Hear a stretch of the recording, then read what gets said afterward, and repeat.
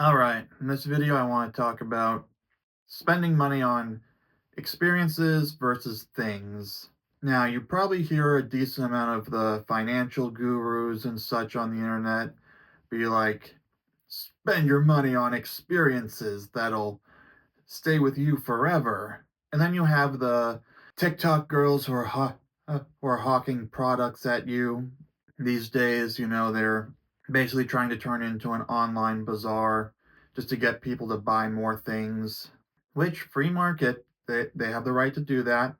But that being said, my stance has evolved a little bit. So I used to be more about spend money on things and then a bit more towards experiences. But now I'm like, spend on what you enjoy after you meet your needs. So, for example, streaming services, I'm going to count that as an experience because you're paying for the experience of watching the content of your choice. It's a good investment if one, you're paying for the ad free tier so you don't have to deal with invasive ads. And two, if you're watching content that you genuinely enjoy, then you're getting your money's worth. I wasn't feeling that with the Hulu, Disney, and Max bundle anymore, which is why I decided to cancel it despite there being two more episodes of Skeleton Crew and one more episode of Creature Commandos yet to come as I record this. By the time I publish it, I think two of those episodes, if not all three, will be out. And honestly, I didn't care enough for those shows to pay another $30 for one more month just to get those for the next week and a half. And then what? Drum up movies to find to watch? No, I decided against those. Same thing with movie tickets at the movie theater. Yes, you are paying for the experience of seeing the movie, but if it's like a smaller release, honestly, you're not getting too much. Honestly, you're not missing out on as much in terms of picture quality compared to if you go see, I don't know, Sonic the Hedgehog 3 or one of the first three phases of the MCU. Honestly, I am this close to just only going to the X Plus shows at Showcase. I'm not kidding. If it's not showing in X Plus, I I'm seriously considering just waiting to watch it at home. $20 rental if it's a movie I'm genuinely excited for. $6 rental if it can wait. Unless the online critic I trust gives it a 4.5 or below out of 10, in which case, probably not even gonna watch. I might have watched the ones that got below a 4.5 on streaming services at no extra cost, but now that I'm not paying for streaming services that aren't Apple TV Plus or Prime Video as part of Apple One and Amazon Prime, respectively, fuck it. I'm not spending money on those. But enough about that. Then, of course, there are other experiences like the Rocky Horror Picture Show with the full body cast, which I still plan on giving them another chance when the weather's warmer and I can go out at I can leave at 6 p.m. and the sun will still be out. I want to go when the sun's still slightly out at 9 p.m. Yeah, this way it doesn't feel as late into the night compared to when I went on Halloween and ended up bailing because they started later than expected. Or right now, I wouldn't want to go because it's dark out by 4 p.m. Honestly, I think it would be better to. No, I'm not. I'm trying not to cram as many TV episodes and movies into a single night as possible anymore.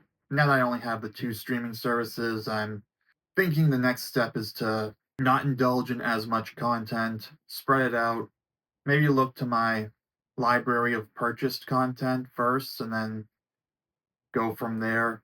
But anyway, that's an experience that I think would be worth paying for because you're getting the performance of the full body cast below the movie. You're getting the pre show that I intend to actually finish this time. You get the idea. And then there are other experiences that I personally don't see interest in, but I can respect because of the environment and the upscaling of the experience compared to a home version, like a concert. I can respect wanting to see the artist you like in person or as close to in person as you can get when you're in like the way back rows and you're probably seeing the artist on the jumbotron, but the sound level, the excitement of the crowd, I can understand why you might want to do that, even if it's not something I would personally want to do. And then going into a mix of things and experiences, video games. That counts as a bit of both because one, you're buying the video game, and two, you are going through the effort of playing the video game, which counts as an experience. I think it's a worthy investment in terms of an experience, especially if you decide to go for 100% completing the game, because then you're getting more play hours out of it. So in terms of time to cost rate, in terms of play time to cost ratio, it's a long-term experience investment. Now, obviously, it doesn't spread. Now, obviously, if you complete it in few days, then you're probably playing way too much in a single day. I did that. I'm gonna avoid putting that much time into it again, at least per day. It's like with Echoes of Wisdom, which I'm still working on. I've only done like an hour each in the two play sessions I've done so far. And right now I'm allotting a 90-minute period of gaming that isn't my Animal Crossing check. But yeah, when it comes to playing a game online like Splatoon 3 in terms of competitiveness, as long as you're just playing for fun and leveling up and such and not trying to grind to a certain level by a certain date. Yeah, it's a pretty good long-term investment as long as you're not buying up like multiple games per month like I did back in high school. I would buy a new 3DS game cartridge every week for several months. I'd slow it down in the fall when I started saving up for Christmas presents to give to people, or rather, I'd pause it during that time. But yeah, as I've gotten older, I've realized I can get a lot of value from one game. I don't have to, nor should I, buy a new game every single week. Honestly, maybe once a month or once every few months if I really want to exploit the value of a single big release like Echoes of Wisdom or a massive open world game like Breath of the Wild or Tears of the Kingdom. And if I'm buying the digital copies, I should replay the smaller ones every now and then, excuse me, so I can get more playtime out of it and get more value for it and get the experience. And then same thing with digital movies and rentals. Yeah, most older movies, like anything made before 2 years ago or even 1 year ago, are usually available to rent for as little as $4 on the Apple Digital Store. I don't know how much I think it's similar on Prime Video. I don't really look at the rental price, but on platforms like those and Fandango at home, you can get at most catalog movies for as little as $4. So you don't have to subscribe to a streaming service just for those.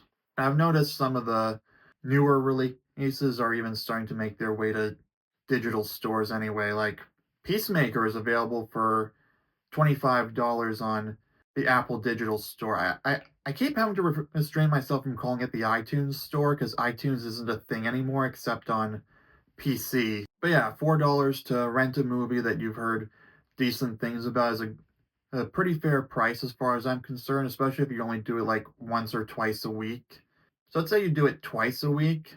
That adds up to about $32 a month, which is just a little more than the Disney, Hulu, and Max bundle that I just canceled.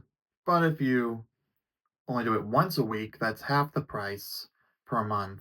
Not to mention, you can easily be like, oh, I'm only going to do one this week, or oh, there's nothing I can really think of that I want to watch. I'm going to do something else, or oh no, oh, $4 is more, it is a, would be a big loss to me, especially if it turns out being bad. So, no, I don't think I will rent one this week. The best part about digital purchases is once you buy it, you have it. Whether you're, say, whether it's an all-time favorite, you can buy and be like, "Yay, I have it in my digital library indefinitely now." And a lot of the older ones can go on sale. And really, if you don't really watch as many new movies, it's actually a better investment. So, for example, I have Patriots Day on my digital library. I rewatch it every April to remind myself of the real world heroics of the people who were involved in tracking down the perpetrators. and more recently, the Mario movie for Mario Day. So, yeah, in terms of things beyond those, buying things that make your life easier or improve your situation in general are very worthwhile, in my opinion. For example, last year I bought 3 smart light bulbs that I installed in my bedroom, and the lamp that's behind this camera, you might be able to see it reflected in my glasses. But that made my life significantly better because I can just tell my HomePod or my phone to turn the lights on or off, which is really useful because I don't want to have to get up when I want to turn the lights on or off and then have to walk back to my Yogi Bo Max in the dark. Same thing with buying things like a Yogi Bo Max. Yeah, much nicer thing to sit on. Or like the body pillow I bought. It's a good investment because now I have something to hug and relieve some anxiety. Or the stand for my MagSafe charging puck. Very useful in my opinion because it lets me put my phone, lets me elevate my phone, and I can keep my port protector in the USB-C port. So yeah, overall, spending on experiences versus things, or things that give you experiences. It all depends on what you prefer to do, how much money you have to burn, etc. So I'm going to leave it here for the video. Comment down below which you prefer to spend money on. Me, I'm inclined towards things that give you good experiences or things that make your life easier.